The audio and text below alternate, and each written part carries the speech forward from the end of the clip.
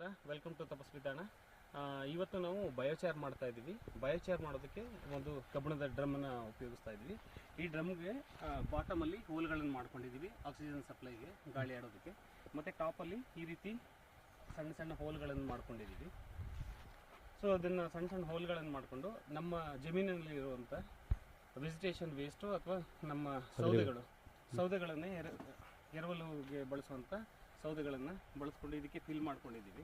ಇದಕ್ಕೆ ಫಿಲ್ ಮಾಡಿಕೊಂಡು ಟಾಪ್ಗೆ ಈ ಥರದ ಮುಚ್ಚಳಕ್ಕೆ ಈ ಥರ ಒಂದು ಮೆಕ್ಯಾನಿಸಮ್ ಮಾಡ್ಕೊಂಡಿದ್ದೀವಿ. ಇದ್ರ ಮೇಲ್ಗಡೆ ಒಂದು ಪೈಪನ್ನು ಹಾಕಿ ಬರೀ ಕಾರ್ಬನ್ ಡೈಆಕ್ಸೈಡ್ ಅಷ್ಟೇ ಹೋಗೋದಕ್ಕೆ ವ್ಯವಸ್ಥೆ ಮಾಡಿದ್ದೀವಿ.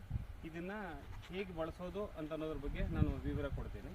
ಇದಕ್ಕೆ ಈಗ ಏನು ಮಾಡ್ತಾಯಿದ್ವಿ ಅಂತಂದರೆ, ವೇಸ್ಟ್ ಆಯಿಲ್ ಇತ್ತು ನಮ್ಮಲ್ಲಿ, ಅದನ್ನು ಯೂಸ್ ಮಾಡಿಕೊಂಡು ಸ್ವಲ್ಪ ತೆಂಗಿನಕಾಯಿದು ಗುಂಜನ್ನು ಉಪಯೋಗಿಸ್ಕೊಂಡು ಅದಕ್ಕೆ ಬೆಂಕಿ ಹಚ್ತಾ ಇದ್ದೀವಿ.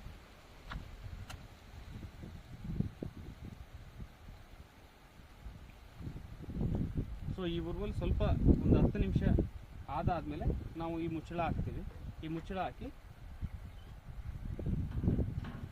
ಈ ರೀತಿ ಮುಚ್ಚಳ ಹಾಕಿ ಇಲ್ಲಿಗೆ ನಾವೇ ಮಾಡ್ಕೊಂಡಿರುವಂಥ ಒಂದು ಹೊಗೆ ಹೋಗೋದಕ್ಕೆ ಅವಕಾಶ ಆಗುವಂಥ ಒಂದು ಸಾಧನ ಮಾಡ್ಕೊಂಡಿದ್ದೀವಿ. ಅದನ್ನು ಈ ರೀತಿ ಹಾಕ್ಕೊಳ್ತೀವಿ. ಅದೇನು ಸೊ ಈ ಬಯೋಚಾರನ್ನು ಕೃಷಿಯಲ್ಲಿ ಉಪಯೋಗಿಸೋದ್ರಿಂದ ಏನಾಗ್ತದೆ ಅಂತ, ನಾವು ಹಾಕುವಂಥ ಮೈಕ್ರೋ ನ್ಯೂಟ್ರಿಯೆಂಟ್ಸ್ ಆಗಲಿ ಅಥವಾ ಮಿನರಲ್ಸ್ಗಳನ್ನಾಗಲಿ ಈ ಬಯೋಚಾರಲ್ಲಿ ಇರುವಂಥ ಪೋರಸ್ ಅಂದರೆ ಸಣ್ಣ ಸಣ್ಣ ತೂತುಗಳು ಅದನ್ನು ಅಬ್ಸರ್ವ್ ಮಾಡ್ಕೊಳ್ತದೆ. ಅಬ್ಸರ್ವ್ ಮಾಡಿಕೊಂಡು ಗಿಡಕ್ಕೆ ಅವಶ್ಯಕತೆ ಇದ್ದಾಗ ಅದನ್ನು ಕೊಡುವಂಥ ಕೆಲಸವನ್ನು ಮಾಡುತ್ತೆ.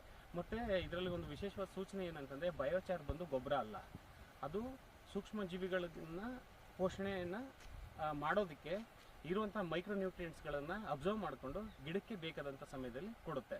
ಸೊ ಬಯೋಚಾರ್ ಬಂದ ಆದಮೇಲೆ ನಾನೊಂದು ಸಣ್ಣ ವಿಡಿಯೋ ಮಾಡಿ ಮುಂದಿನದು ತಿಳಿಸ್ತೇನೆ. ನಮಸ್ಕಾರ.